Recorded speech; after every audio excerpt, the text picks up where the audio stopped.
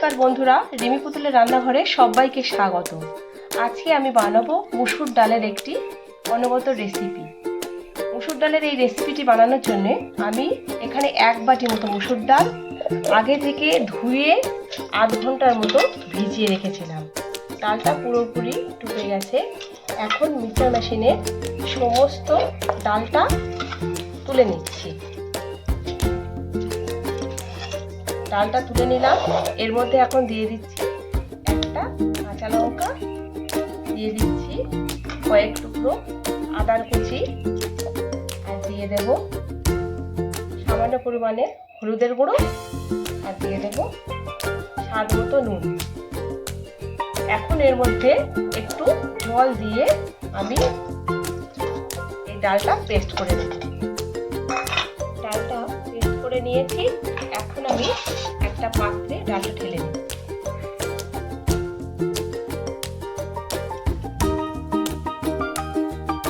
এর মধ্যে নুন, কাঁচা লঙ্কা যেহেতু দেওয়া ছিল, সেই জন্য আমি আর এর মধ্যে আলাদা করে আর নুন বা লঙ্কা টঙ্কা দেবো না।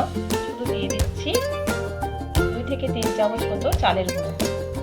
চালের গুঁড়োটা দিয়ে খুব ভালো করে এরকমভাবে ডালটা ফেটিয়ে নেব। গ্যাস জ্বালিয়ে কড়াই বসিয়ে দিয়েছি। কড়াইতে সরষের তেল দিয়েছি। তেলটা গরম হয়ে গেছে। এখন আমি হাত দিয়ে এইরকম ছোট্ট ছোট করে ডালের বাটা থেকে বড়াগুলো কেটে তেলে ভালোভাবে ভেজে নেব। প্রথম বাড়ির দেয়া ডালের বড়াগুলো ভাজা হয়ে গেছে। এখন এগুলোকে তুলে নেব, আর এই একই রকম ভাবে সমস্ত বড়াগুলো ভেজে নেব। ডালের বড়াগুলো ভেজে তুলে নিয়েছি।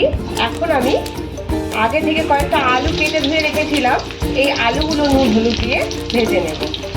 ভেজে তুলে নিয়ে আবারও কিছুটা তেল দিয়েছি। তেলটা গরম হয়ে গেছে। এখন ফোড়নের জন্য দিচ্ছি গোটা গরম মশলা, দিয়ে দেব কিছুটা গোটা জিরে, আর দিচ্ছি একটা শুকনো লঙ্কা। ফোড়নটা কয়েক সেকেন্ড মতো ভেজে নিলাম। এখন এর মধ্যে দিয়ে দিচ্ছি 2 মিডিয়াম সাইজের পেঁয়াজ।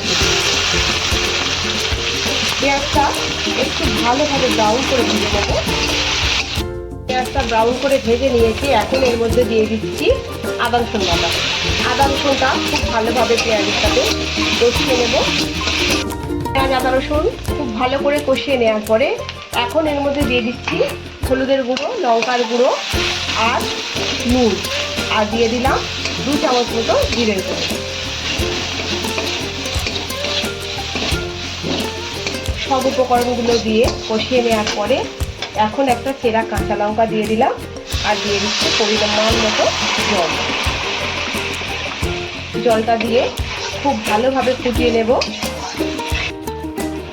এখন এর মধ্যে দিয়ে দিচ্ছি আগে থেকে ভেজে রাখা, নুন হলুদ দিয়ে ভেজে রাখা আলুগুলো। আলুগুলো দিয়ে খুব ভালোভাবে আমি ঝোলটা ফুটিয়ে নেব। আলুগুলো দিয়ে রান্নাটা বেশ কিছুক্ষণ করে নিয়েছি। এখন আলুগুলো খুব ভালোভাবে সিদ্ধ হয়ে গেছে। এখন এর মধ্যে দিয়ে দেব আগে থেকে ভেজে রাখা ডালের বড়াগুলো। ডালের বড়াগুলো দিয়ে আমি মিনিট 5 মতো মিডিয়াম আঁচে এইভাবে রান্নাটা করে নেব। ডালের বড়াগুলো দিয়ে আমি মিনিট 5 তরকারিটা করে নিয়েছি। এখন এর মধ্যে দিয়ে দিচ্ছি গরম মশলার গুঁড়ো।